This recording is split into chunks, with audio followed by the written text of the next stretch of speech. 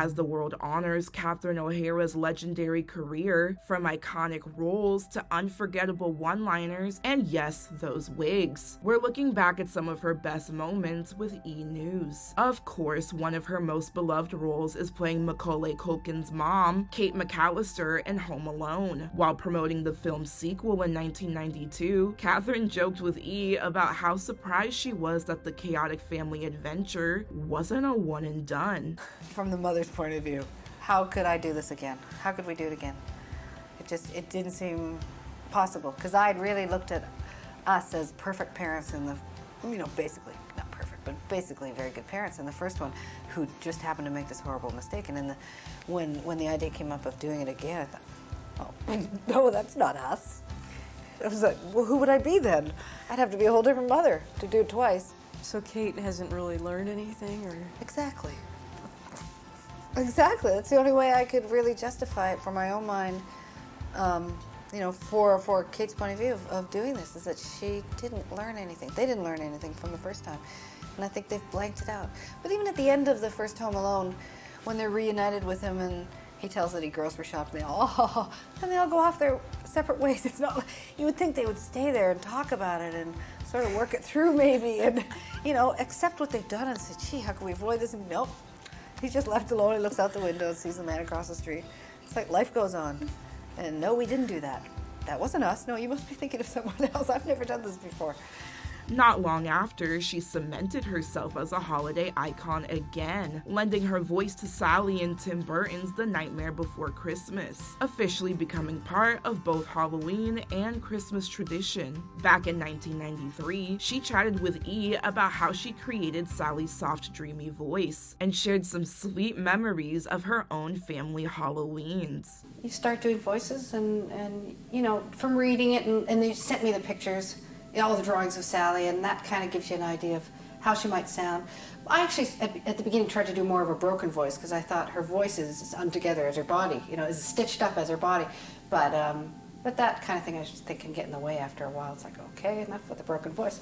So, so they basically just wanted it natural. You go in with ideas, and then they say, yeah, and try this, and try that, and yeah, they come to it. They kind of want these characters to be timeless. Although I definitely felt younger in my voice. I softened it, and it was higher than me. Definitely a higher range. And they kept reminding me to make it higher too, for continuity. So she doesn't suddenly get low voice. And that's hard. Sometimes it's higher than you want it to be. But I actually wanted to sing higher than I'm used to, because it seemed right for Sally. At some points I'd sound like, a choir boy. Little boys before their voice changes. They have that thin, breathy kind of. And then I thought, I excused it by saying, Sally's not that well formed, so it's okay that she can't sing that well. Oh, I like Halloween. It's fun. I've always loved it. Just from a point of greed, going out with pillowcases. We carry pillowcases on Halloween. Right. We'd see these other kids with a little plastic jack-o'-lanterns. What are you going to get with that? We carry pillowcases. And we have 7 kids in our family, and I remember when my older brother Marcus, who I already mentioned, when my older brother Marcus and my sister Maureen were too old to go out trick-or-treating, they would pay my sister Mary Margaret, my brother Michael, and I like 25 cents to carry an extra pillowcase for them and say, oh, my sister's at home sick.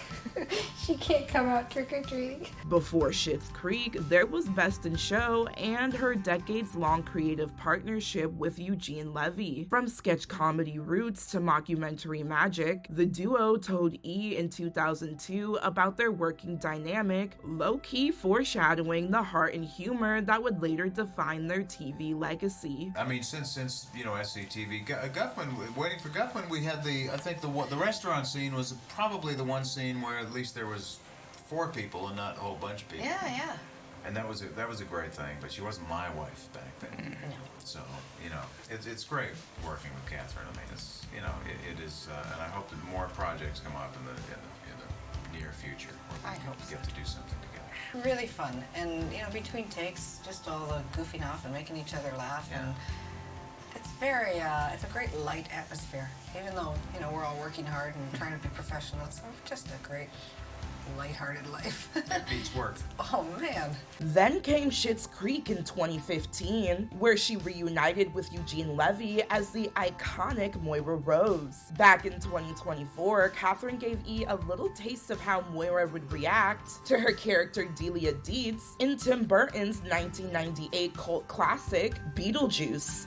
And you said that your Beetlejuice character and your Schitt's Creek character are very similar. How would Moira Rose react if she met Beetlejuice?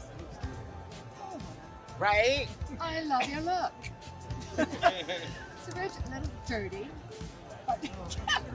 I love your, that was good.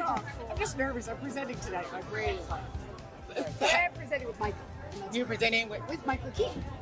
You're presenting with Michael Keaton, which is so iconic. In 2024, Catherine also reprised her role as Delia in Beetlejuice Beetlejuice alongside Winona Ryder, Michael Keaton, plus newcomer Jenna Ortega. At the time, Catherine told E what it was like getting the gang back together. For you two being back, was it intimidating being back on set, making a sequel to such an iconic film that meant so much to so many people? For me, it was intimidating or scary leading up to it, but once we got on the set, didn't it feel Yeah. different? Because in every conversation with Tim, he just more and more he convinced me that he knew it was going to be good. Yeah. He just seemed so confident, didn't I he? know. And he kept saying, we're going to work it out. It's not all there. We're going to work it out. It's going to be okay. And he was so open to ideas, whatever you want to give, whatever, got any ideas for your gallery show? I want to hear them. Just anything and everything. What do you remember most from filming the first one? Like, what sticks out? What's the memory? Meeting my husband. Yeah, it had to go. Yeah. Just how fun it was. I gotta think of a better word than fun. I just sound like a goof who goes around and takes jobs to have fun. What are we doing today? But it really, I guess I look for that. And it was there every day. Really, the first one, just remember laughing with Tim about anything and everything. And poor Glenn Shattuck, Scott, he played Otho. I'm telling you, no one. He was like the social director of the cast. He kept us together for years. He would be calling us and trying to get us together. writing us letters. And I writing letters. loved And getting just letters from no Glenn. one would be more in heaven than doing the second movie than Glenn. I'm so sorry. I know. But yeah, the friends we made but just every day, honestly, every day was fun. That dinner scene, the Deo scene, the guys under a table wearing shrimp gloves. Right. To grab our faces. Why do I feel like Just Moira all Rose that. would also love Beetlejuice Beetlejuice? What's that, sorry? Moira Rose, I feel like she yes. would love Beetlejuice. Don't know why I didn't get the role, though. That video. Yes. Oh my God. Like that. Amazing.